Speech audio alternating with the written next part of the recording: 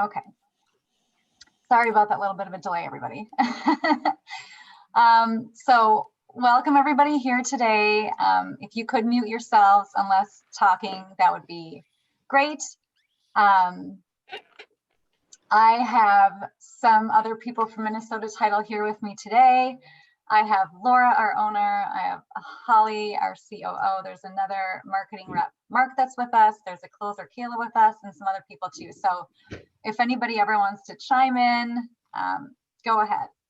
I do have a couple of polls that will be popping up for you guys to answer questions, just so that I can keep you engaged and figure out, you know, who you guys are and the crowd that I'm speaking to. In fact, I'll put up this first one here right now because I just want to know how long people have been in real estate. So once you answer it, the poll will go away, and then I'm going to share the results with everybody. Gosh, a couple weeks ago now. Yeah, I also think that we have. I remember sending an email to the vendor, but I'm gonna go back. How do we mute? The break is oh, there we go. Okay, it looks like people are starting to answer the results here.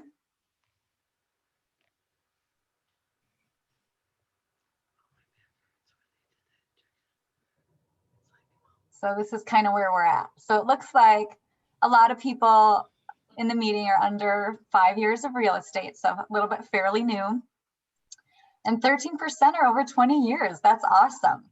So I'm sure they'll have some stories that they might want to chime in on too, if that has happened to them. And so I think you guys all have to X out of this poll yourselves, because even if I X out, it might stay on your screen. So just X out of that. Okay, let's get rolling. So these are some of our points of discussion today. We're going to kind of just get behind the scenes on title a little bit, talk about errors that can break a closing, things that you should understand, some nightmare closings we've gone through, and all that kind of stuff. So basically, we just want to tell you some things we've dealt with over the years in title that you may not be aware of, as well as, you know, what you can do to watch for red flags and things like that. Some errors will occur more than others, and we'll try to focus more on those. We've asked examiners, abstractors, quality check department, closers, coordinators, everybody to kind of come with their stories of things that they've seen happen over the years. And then we'll talk a little bit about things you may not realize about title, so you can understand more what we do, and just talk through some stories of stuff that's happened. This is just a quote that I really love, and I think it's great that all of you are taking the time to continually learn more about real estate. Learning is the only thing the mind never exhausts, never fears, and never regrets. So this will be good information here for you today. So for those of you that are brand new to real estate and maybe just got licensed, it's kind of a peculiar thing if you haven't really gone through buying or selling a home yourself and understanding the title process.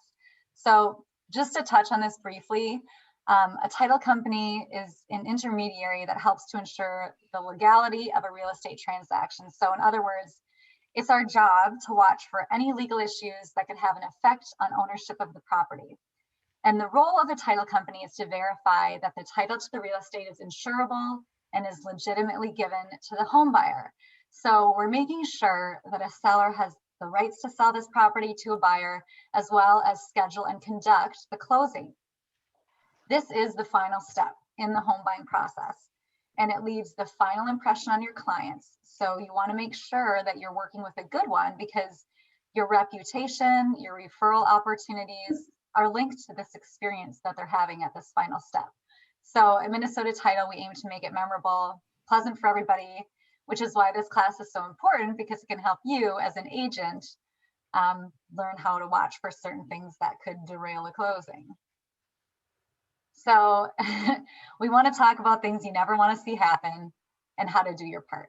So some of the basic things, and it does seem pretty obvious that people would have a valid ID at the closing, but there's many times we've had to stop a closing due to an expired or invalid ID.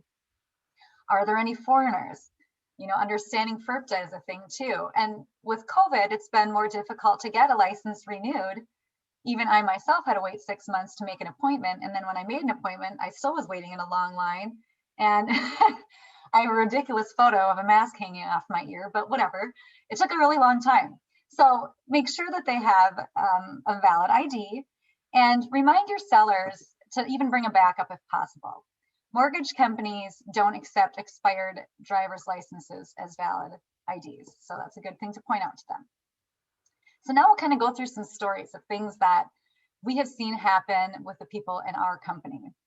So in this particular situation, there was a man called Mr. Rich, and the lender that he used had approved him for $600,000, and the purchase agreement was signed for an $800,000 home where he was going to put down $200,000 in cash and borrow the remaining 600.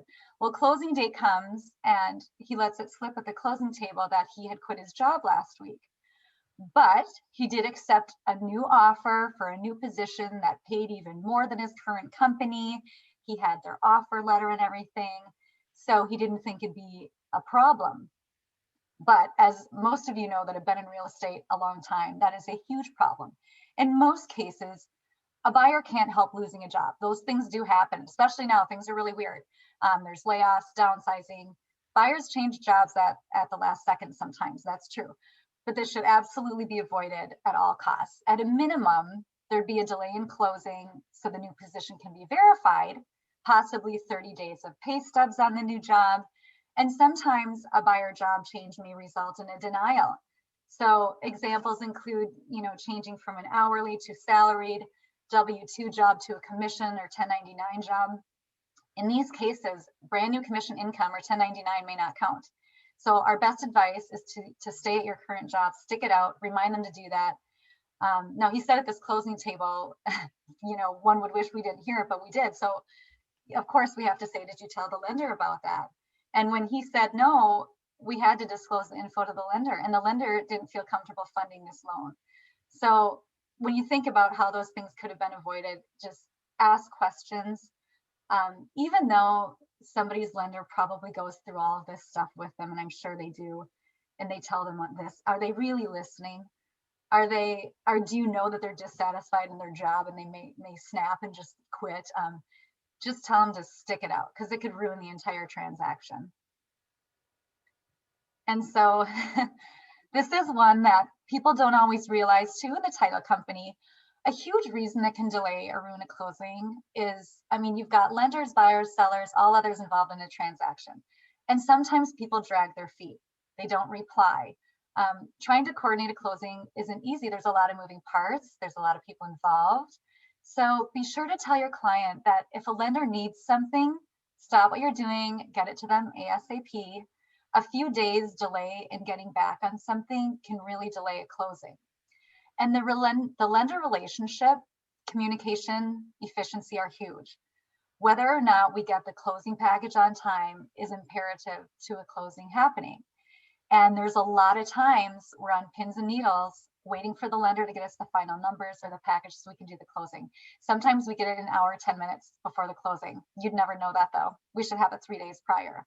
We don't always want to alert issues. We always keep calm, but it can be a real struggle. And sometimes it doesn't happen and things get pushed out. And this isn't all lenders, of course, by any means. In certain situations, times of the year sometimes. But when things have to get pushed out, rescheduled, people have to take off work. They have events scheduled. They've got movers ready to roll. All those things that can get postponed can cause a lot of frustration. And that is the experience, the final experience that somebody is having right now. So I think I might have a poll I was going to ask about that too. Let me see here.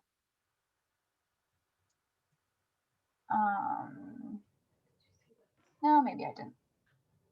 Okay.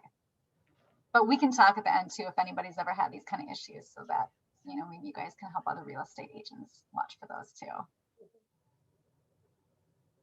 So these things can get interesting. This has happened to us.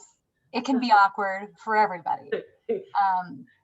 When a gentleman brings what we thought was his wife to the table and turns out it wasn't. It's amazing what people think that they can get away with sometimes during a closing. We're going to find out who's who, and there's got to be valid IDs. There's been a lot of situations where relationship comes into play, because a lot of times when somebody is buying or selling a home, it could be because of a divorce or, you know, something going wrong in the relationship. Both parties are title holders to a property and therefore must sign any contract of sale for it to be valid. If one party refuses to sell a property, it's possible to seek that the courts intervene to force the sale. There's been times though too where the wife was willing to sign off on the property, and then the husband had his girlfriend sitting in the car or something, got very upset, locked herself in the bathroom, didn't want to sign. I mean, lots of things can go haywire when emotions are involved. So if you're dealing with a couple that is either having struggles or are buying or selling because of a divorce, just keep in touch with them. Make sure things are going to be okay and smooth. Encourage them to be on their best behavior is another thing too, because you just want to get this deal done. And marital status is so important, especially in the state of Minnesota. I know a lot of people that call their partner husband and wife, and they're not actually married. And I even worked with somebody for 7 years, and he called Christine, his wife. I never knew they weren't really married, but here they had just been engaged for 10 years, never actually married. And sometimes when people call each other that, you just assume they're married, and that's not the way it always goes. So we had one where the sellers sold their home as husband and wife, and at their purchase a few weeks later, they said, oh, we're actually divorced. We just lived together, but we never got remarried. So they were married, got divorced, got back together, but they were never legally remarried again. That's a fun thing to scramble out. So really make sure on that marital status that they are married and married to each other also. And maiden names too. There's a seller that said she doesn't use her maiden name, but her divorce decree stated that her name was changed. So make sure people are signing their legal name. A lot of things can come up with relationships, and I'm sure people have had to deal with that too. So, and this one actually happened kind of recently. So we had a few judgments on title, which basically means when we do a name search, a lot of things can come up. Some of them are valid, some are not actually that person, but have similar names. I mean, people need to stop naming their children John Smith. I think there's enough of those. But when our seller came to the pre-sign, and we're pre-signing all sellers right now, our closer went over the list with the seller, and the seller did say that one of them was his, provided us a payoff for the information and a tax person's contact. But then when we got to the closing, the other title company's closer asked us about these judgments against them. And we sent them the affidavit saying our seller told us these aren't his, but the other closer ran his social and all the judgments were the seller's. And so he had an IRS tax lien, a Minnesota tax lien, and a very delinquent mortgage payoff. So this closing was really delayed. It did end up closing, but it was delayed. And the lesson here is make sure if you're an agent, you're going over what's going on with your clients way in advance, because this was a shock to everybody, and it was a shock to the agent too. Mention that the title company has full access to the record, so it's best to be upfront if there's any pending judgments at all. Occasionally, the client may not even realize there are liens against them, or perhaps had it in the back of their mind that there might be, and suddenly everything's brought to light. So making sure their name is put in properly is key. And when preparing a purchase agreement for buyers, find out and use their legal name with a middle initial. And just knowing the middle initial is sometimes helpful. So if a purchase agreement lists a buyer as Joe Smith, when the real name is Joseph A. Smith, putting those things on there too is really helpful. When representing sellers, find out at the very beginning whether any of the sellers have filed for bankruptcy, whether anyone in title has passed away, whether anyone in title has gotten married, been divorced during the time that they owned the property. And if I was an agent, I would emphasize on the purchase agreement the importance of using correct names and marital status right away, and you can limit or identify issues for the title company right away that way. Noting marital status allows us to be aware of any discrepancies at an early stage. Just keep in tune with them. There's a lot of instances where a savvy buyer has gotten cold feet on the purchase for one reason or another and will extend their debt loan before closing, things like that. So just keep in touch with your clients. Now, this story is really, really interesting. But before I explain this story, I just want to say that You know, a lot of horror stories have happened during the final walkthrough. So just before the deal closes, buyers can and should obviously do a final walkthrough, ensure that the property is in the same condition as when they agreed to purchase it, and also verify that the home is now empty. Sometimes it isn't. We once had a guy's buddy temporarily taking up housing in the back shed due to some in-between issues of getting an apartment, and was planning to move his items, but his truck broke down. So can you imagine going to your final walkthrough and seeing some guy trying to pack up his stuff in your shed? It's not a good feeling. You never want anything to happen on that final walkthrough. And most commonly, you know, there's a few unwanted items or trash that are left behind. It's unlikely to be a deal breaker. Even something as minor as a seller leaving behind a dirty house can delay a closing if the buyer insists it be cleaned up. You should know the personality of the clients you're working with, if that would affect them. So sellers, clean your house before you go. And I've heard of some agents giving the gift of a final professional full house cleaning for move out, which I think is a great thing to do. It's a win-win for everybody. You're not going to have to worry about anything then. And sometimes though, there's more serious issues. If there's agreed upon repairs that haven't been done or completed, that's a big issue. It's not like an unswept floor. It's you didn't do something you were supposed to do. And having this addendum in the original contract incentivizes the seller to get the repairs right the first time. So sellers, make sure you have all agreed upon requests completed for closing and enough time allowed to complete the repairs so the receipts are complete, and be sure to send them to the coordinator at the title company and the buyers so they can see the repairs were done. It's also a good idea to have the contractor completing the work provide a lien waiver that can be provided to the title company. A good buyer's agent will make sure that repairs were completed before the final walkthrough. Proactively looking out for the buyer's interest is one of the main reasons that people hire a buyer's agent. And if that didn't happen for whatever reason, and everybody wants to avoid delaying the closing, there's always options for that. The seller can agree to credit the buyer for a certain amount. A certain amount can be retained in escrow to cover the needed repairs. All the seller's funds can be held in escrow and not released until the repairs have been made.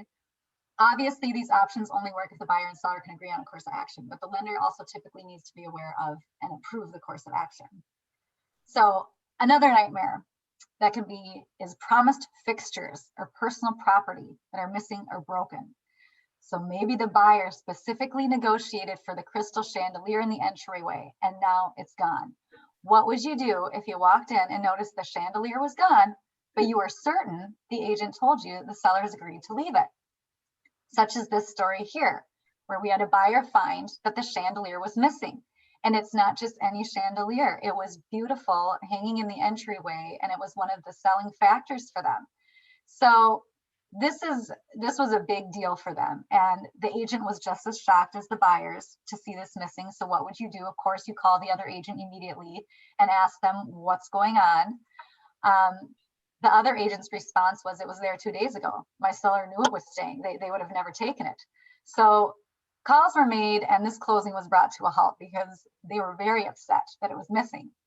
Well, as it turns out, the buyer's ex-wife, who still had the code to the home, hired people to come in and remove it because it was written in their divorce decree that she gets the chandelier if the house was ever sold. It was a family heirloom. So even though she's no longer on title or anything, was what she did legal? I mean, it's not that she went there without permission, but it wasn't truly stolen. It was supposed to be hers. It was a really confusing thing to figure out. But at the end of the day, that detail was looked over through the divorce decree. The guy kind of forgot about it. The closing didn't happen that day. The buyers were upset. The seller was angry at his ex-wife. It did end up closing, and the seller ended up having to cut a check for a few $1,000s to buy a brand new chandelier. Wasn't the same chandelier, but it was pretty enough. And the thing is, you know, some of these things are hard to avoid, but how could this have been avoided? I guess if you just ask a lot of questions. And yeah, the husband claimed he forgot about that being in the agreement, but maybe if his agent asked a little more questions about the divorce, make sure that no one else had codes to the house. I think it was a little bit of an inexperienced agent, but you know, you learn these things with time and experience. So the answers are in the questions. Jog their memory. Ask about the item that buyers really loved. You know, maybe he would have thought about it in his head a little bit more. A lot of crazy things can happen. And also, we've had some sad things happen too. There was a closing one time where the guy had recently lost his wife, was severely depressed, and the day of the closing, he wasn't packed up and he didn't get his cashier's check, which we agreed to accept the personal check as it wasn't a large amount. The new buyers felt really sorry for him, so they gave him an extra day to move out. And the closing was complete. They went through the closing.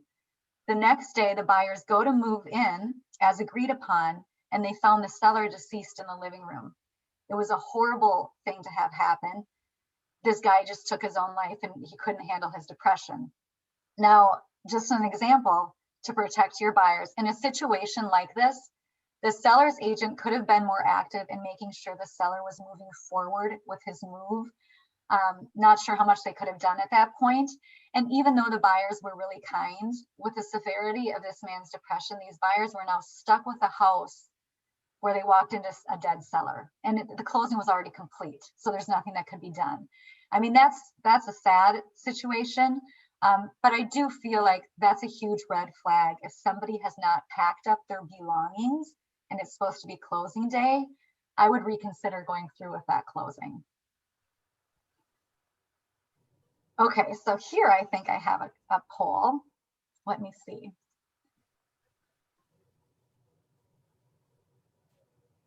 Okay, this is just a question you guys are going to answer here.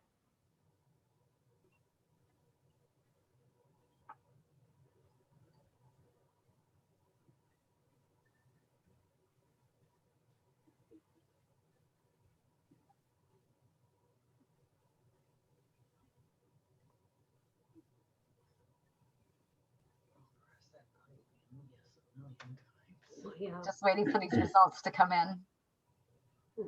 It's still tallying up.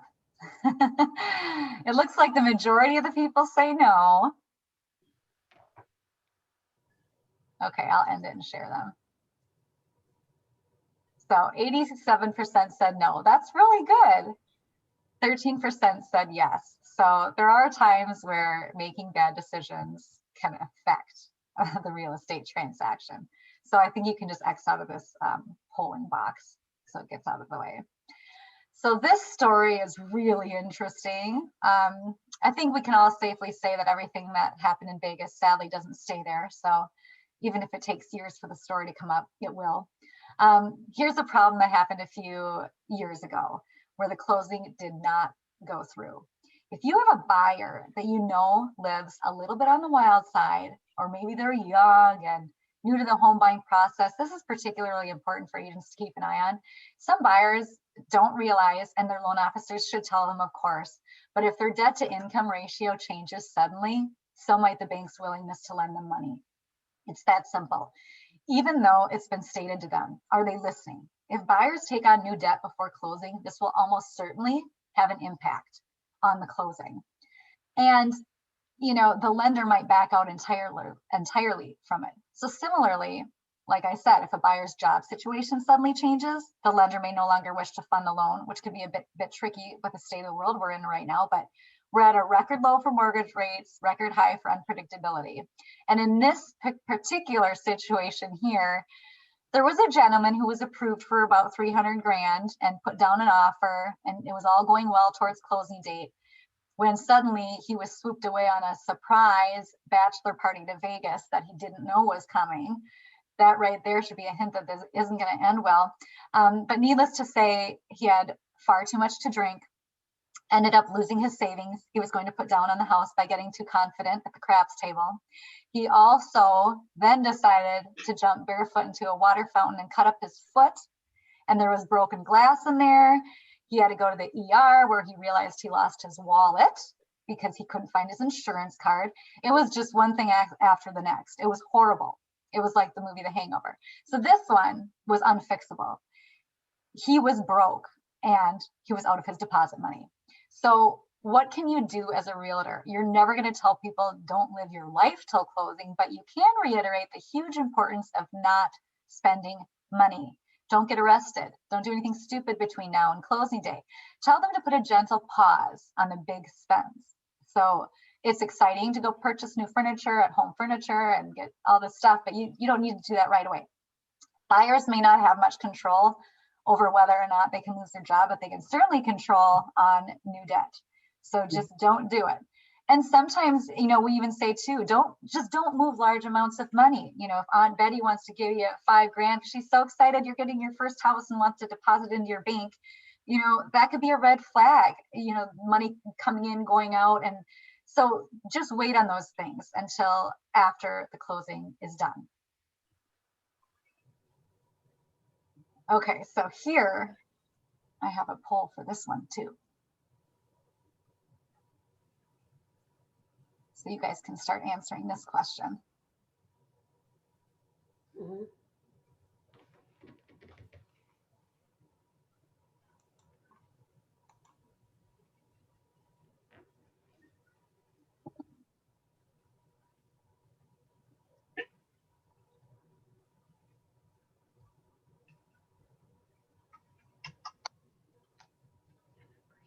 Okay, I think we have enough of the results in. Someone took back their answer. Okay, so it looks like there's been a few times where people have questioned the sobriety at the table. And one time or a few times it looks like it was the realtor. That's cute. So it happens. In this particular story, we'll talk about a seller who came to the closing inebriated, or at least appeared to be. She allegedly killed her husband a few years ago, so there had been some problems since. But anyways, the closer felt uncomfortable about the closing, suspecting that the seller might be drunk. And as she signed, the seller told the closer she didn't need to explain the documents to her, just kept repeating herself. And then the closer decided to ask her if she knew, you know, what they were doing there. And the seller responded by saying, yes, I'm signing everything so I can get rid of that house that I hate. Well, the closer at that time felt pressure to continue the closing, but didn't really feel right about it. But she did continue, and the closing was completed. Well, down the road, the title company, and this was somebody that worked for a previous title company a while back, but the title company at that time received a call from the seller asking how they could have gone through with the closing, knowing the state of mind that she was in.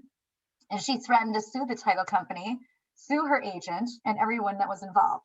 So the point is, legally, anyone at a closing who suspected the seller might have been suffering from some kind of mental impairment, the agent or whoever, you know, could be involved. Luckily for all of these people, the seller never went through with her threats and was not really heard from again.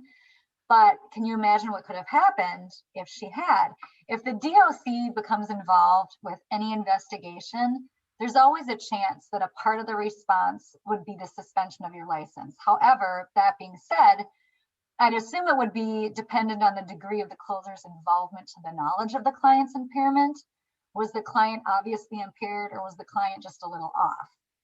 The amount of knowledge or awareness of the impairment and then proceeding anyway would determine the degree of negligence on the part of the closer.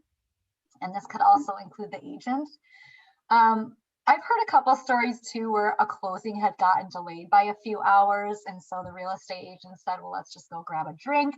I mean, it kind of got, you know, longer and longer and longer, and they had a healthy buzz but still knew what they were signing. I mean, strange things happen, but you really should, it's not like we have breathalyzers and stuff for people. You just assume everybody's going to be coming to the closing with a clear mind. And so this is a little bit about quit claim deeds.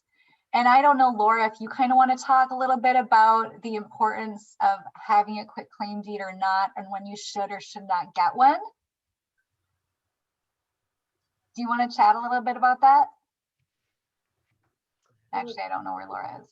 I'm here. Okay. I couldn't remember exactly what the stories were about with the quit claim deed and the importance of what the real estate agents should understand about the quit claim deed. So maybe you or Holly can kind of chime in a little bit about that. Oh, is that right there? Can you hear us? Yeah. All right. One thing I would say about a quit claim deed, we have to, when we are closing a transaction, we are certifying to the lender that whoever is going into title is the person going into title, and that we're not automatically changing title by a quit claim deed. So truly, if a seller wants to add somebody onto title or a buyer, they should wait. I would say probably 3 months, contact an attorney and get it done that way. Just because otherwise you're defrauding your lender. Yep, that's true. That's important. Yeah. So, and just have it, you know, if you let your title company know, say, hey, we would like this quit claim deed done in 6 months, adding my spouse on. That's something you can do. Let the title company know and they will have it ready and give you a reminder at that time. Right. I think sometimes too, I've heard people, you know, especially investors or people obtaining other properties, think it's just a really quick, easy way to do it without having to go through a title company and doing a search and stuff.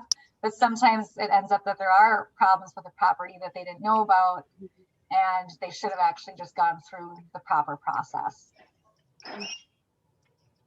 Okay, next slide. So there's not a lot of what we would say, you know, secrets. That's just a fun word. But I think what people don't realize about the title company in general is that we're doing a lot of things with a lot of different files at one time. And so staying organized is key, replying promptly is key. And we do fix a lot of errors and things that people don't realize right before the closing. If I was an agent and wanted to make sure my closing went smoothly all the time, I would probably pick a Tuesday or Wednesday to close on. I realize this can't always happen, but when they can, they should, because most closings just happen to blow up at the end of the month. And even scheduling a day or two before the last day of the month can make a big difference. This is usually because mortgage companies are backed up trying to get the end of the month closing packages out. I mean, it just kind of depends on where you are in line. And some of the other things that our team has mentioned that agents should pay attention to, I'll just list a few of those. So when preparing a purchase agreement for buyers, find out and use the buyer's legal name with a middle initial. And we reiterate that a lot because it's really important for us. And when preparing a purchase agreement for buyers that are a married couple, indicate on the purchase agreement they're married to each other. That's also huge. When preparing a purchase agreement for a buyer who is married to someone that is not a buyer and not going to be on title, indicate that they are married to whom and then who will not be on title, just so we know that as well. And inform buyers at the beginning of the process that can take title either as joint tenants or tenants in common, and let them know that they may wish to consult an attorney for advice if they're not sure which one to choose. Often buyers first hear about this question at the closing table, and then they don't have time to consider it, and sometimes they overthink it, so it can hold things up. And when preparing a purchase agreement, try to obtain the best information possible to properly list the legal description of the property. The listing agent may have a copy of the deed that is put into the seller's title. And when representing sellers, find out at the very beginning whether they filed for bankruptcy. That's very huge. A lot of these items are frequently unknowns at the time of the title insurance commitment is prepared, and the result is frequently a title insurance commitment with uncertainties and alternative possible requirements. So lots of things to take note of on that. I think a lot of why the lender matters, from what I've heard, is people in our company that have been doing title 20 some years, getting that relationship going where you're working with the same lender, it just makes things go more smoothly. It's kind of like a well-oiled machine. So if I was a new real estate agent, I would meet with a few different lenders, understand their process, see if you can see yourself working with them. Because when you have that relationship built and you have maybe 3 solid relationships, and it's a good referral source for each other, things just go a lot more smoothly. At Minnesota Title, we always know when we see certain names of a lender, if things are going to be smooth, they're going to be on time, we're going to get our package. I mean, it's like a reputation thing, it's a personality thing. And then there's certain ones where we're like, oh dear, this is going to be tough. It just is. And I think that goes with a lot of different businesses in the world. Like, you just kind of know who is easy to work with, who's not, who's going to respond right away, who's not. So getting those relationships going and figuring out who's reliable and who's not. We've worked with a lot of different people over the years.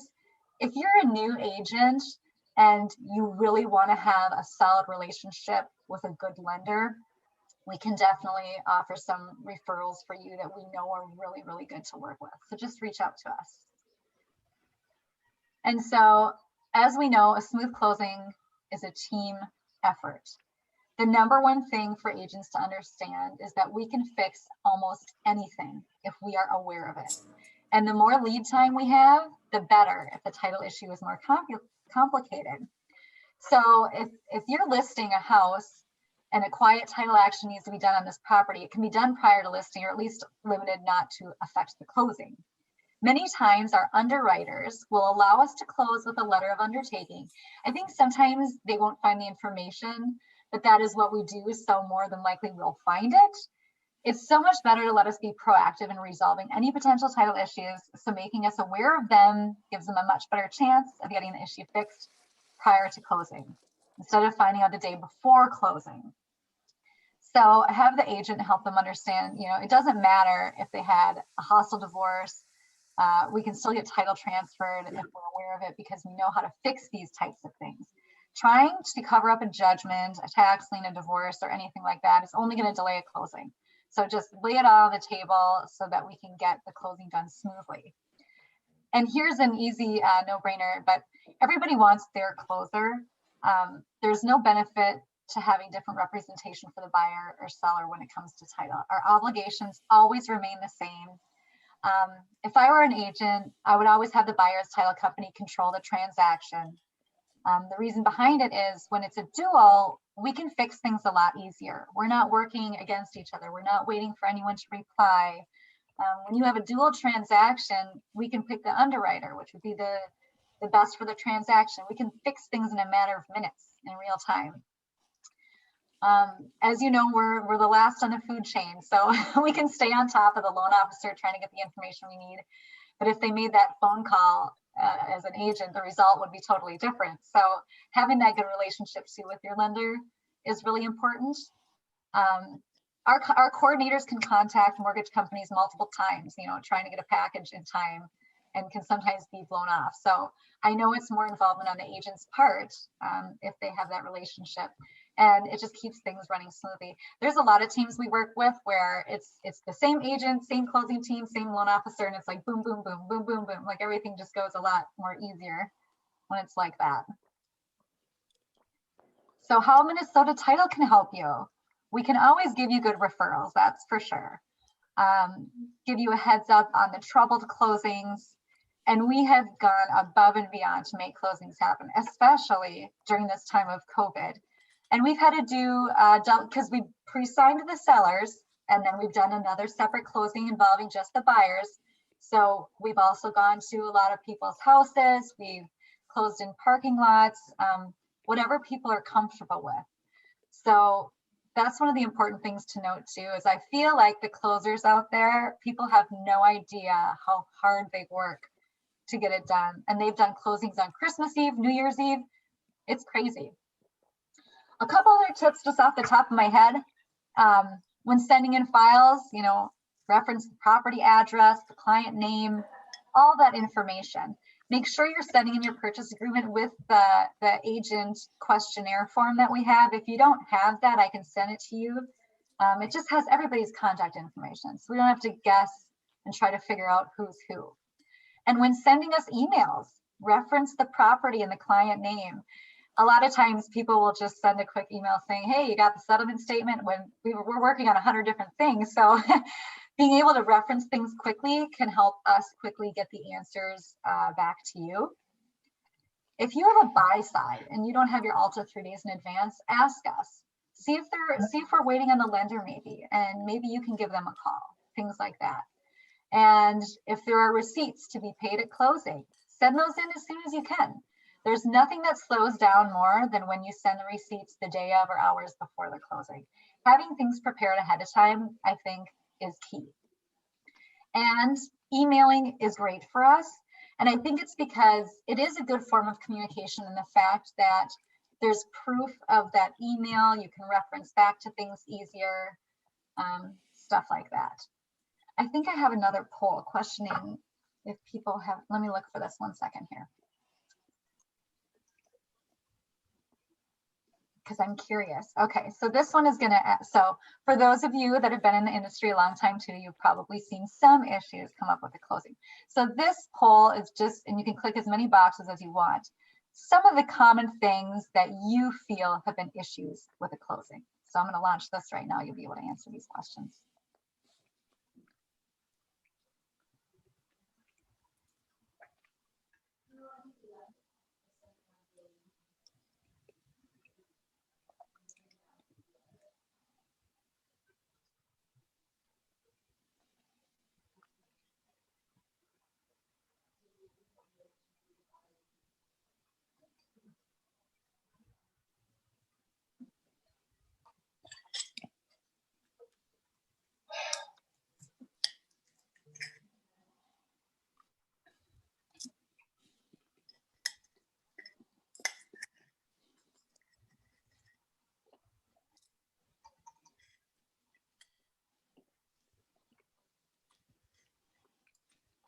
Some good answers here. Just waiting for a few more to finish their polling, and then I'll end it. You can look at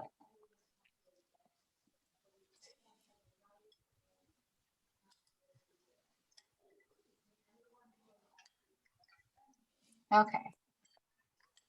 Here's the results of that. So it looks like the majority were issues during the final walkthrough. I can see how that could happen. Also, times getting pushed back.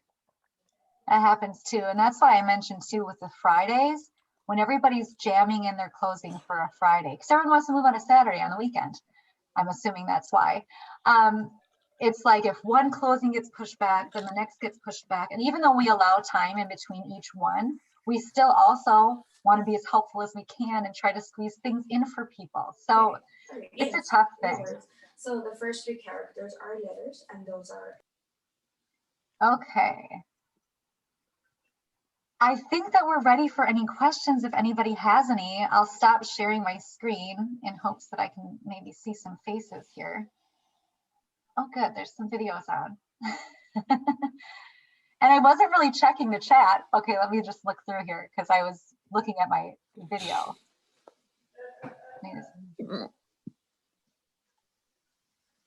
I don't know about that right John, wrong John one and referencing that question. I think that I'll have to look more into that, but that was a particular weird, odd situation. Yes, I'll send a replay. We bought new furniture, we bought a car dice. Oh, that's good. Yeah, don't worry, I financed it. Oh, wow. Yeah, there's a lot of things when people are buying stuff. Oh, fridge was covered in mold when wow. Never unplug the fridge. That's true. Yeah, there can be, I'll just tell a personal story because I think it's kind of funny. When I got divorced and we sold our house, the people that were buying it insisted that they have this big, huge, beautiful mirror, which was my favorite mirror I've ever purchased. And then they also wanted to have this granite coffee table, which was custom made. We had actually done a HGTV show where they remodeled our whole basement and they built this awesome coffee table. I loved it. And they insisted that that stayed. So I had to let 2 of those things go. It was devastating for me. But then we had this big, huge glass desk that my ex-husband said that we should just leave it there because it's a great desk. They'll appreciate that we left it for them. And I said, I don't know. I mean, this is a really big desk. If they don't want it, how are they going to move it out? And maybe it's not their style. Maybe they had a different idea for this room. And he's like, oh no, everybody loves this desk. We're going to leave this desk. Well, guess what? Day they moved in, they called the realtor and they're like, what the hell is this desk doing here? Get this desk. They were so mad. They made him come over and move it. He had to move it all on his own. This thing must have been, hundreds of pounds. He had to carry it on his back and remove it out of the house, and they didn't even help him. So I kind of laugh a little bit about that because I was thinking, well, I told you so, but also don't just assume because you like something and you thought it looked good there that they're going to like it in the house. Anyways, does anybody else have any stories or questions they want to chime in on? It's a quiet bunch.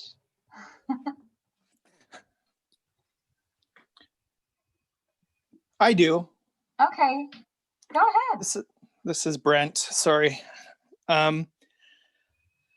So I had a client who was struggling, had been divorced for a couple of years, and they had done their, they had hired a service to help them through their divorce.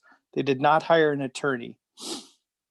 What we found out is there were just some paralegals that helped them prepare the paperwork. That was the extent of their legal assistance.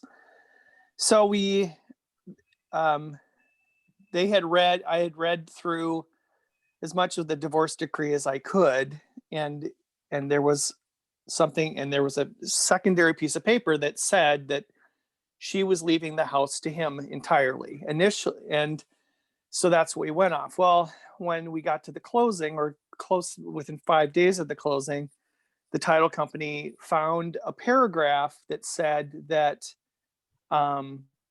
it actually was still dual, it was still owned cooperatively.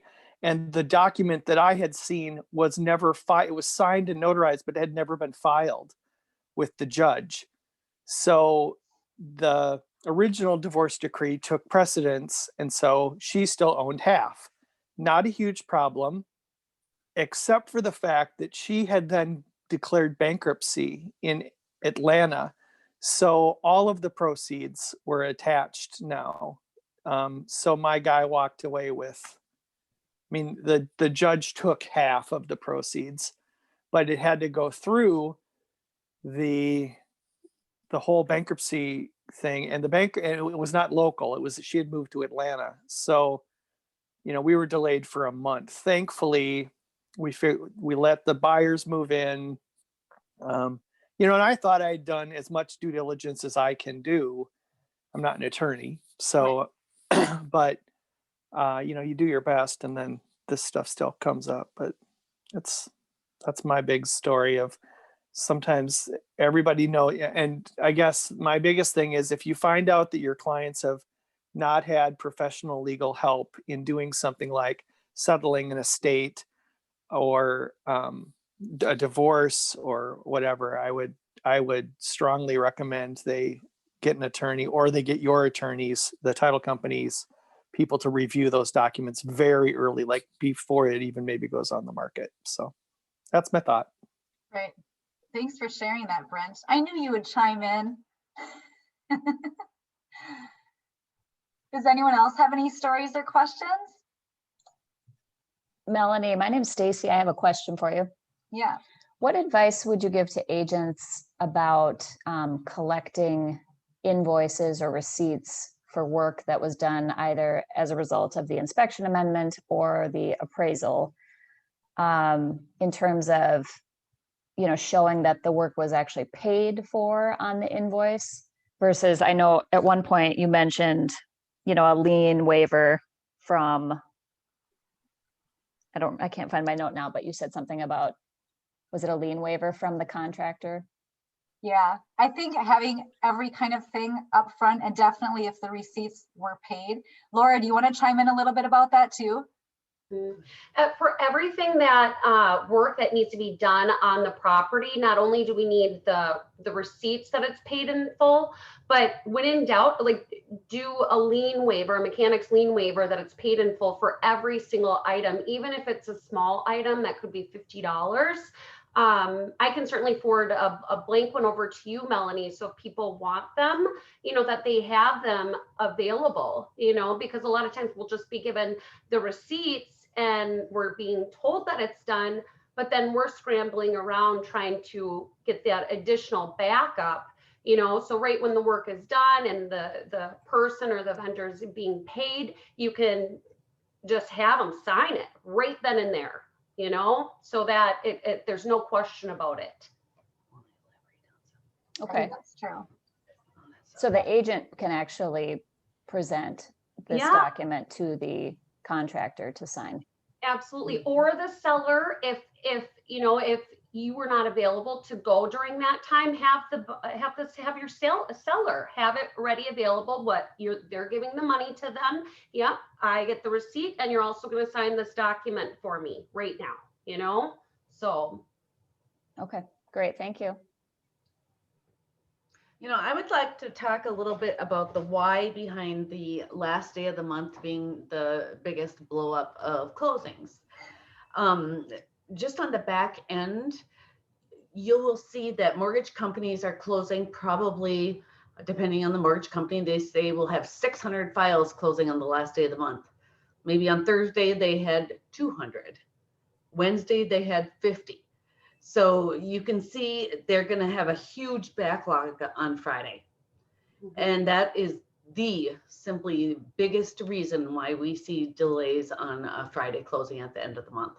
So really having that relationship with your loan officer, knowing that their back end can handle it, or if you should switch that closing 2 days earlier to avoid that problem, it will be a huge difference in whether your closing closes on time. Yep. And I think too, being aware of holidays where the banks are closed. I know that's happened a couple times, Veterans Day and stuff like that, and realizing that, oh, oops, you know, there's no funding today. So. And I think another just important thing, and we were talking about the sobriety, actually a notary cannot notarize documents if they don't think that the person that they're notarizing is capable of knowing what they're signing. So that is so important. Like in the case, Melanie, that you mentioned where they went to the bar, you know, I'm actually familiar with what happened on that particular instance. But what happened is, honestly, the husband and wife came back fighting, and they had to stop that closing. And they were fighting because they actually drank quite a bit. You know, it's just not a good idea. I know. You know. No. Wait and celebrate after the closing. Yeah. Your closer will love you. Yeah, that's true. Well, I don't know if anybody has any other questions, but you can definitely reach out to any of us or send us an email. And I think I mentioned this in a lot of the meetings that I was in this week, but we do have another class coming up on January 26th. And this is going to be a great one. It's catered towards real estate agents, and we're sponsoring it. It's called Differentiate or Die, and it's all about how to brand yourself. And it's being taught by a psychologist turned real estate coach, Dr. Frank Bavacqua. I've talked to him a few different times trying to get this all scheduled up for you guys. And he agreed to any attendee that attends it is going to get a free consultation also on how to brand yourself. Because I think in the world of real estate, when there's so many of you, there has got to be something that makes you different, and figuring out what that is and sticking with it is key to your success. And he has a lot of great tips and advice on how to figure out how to brand yourself. So I'm going to have those posted on Facebook and things like that too, so you can sign up similar like you did for this one. But if nobody has anything else, thank you all for attending. Would love your feedback, so shoot me an email. All right, y'all. I know you got your mics off, but I can hear you all saying goodbye. Thank you. Bye, Melanie. Have a good Again, Melanie. day. Thank you. Bye. Bye. Thank you.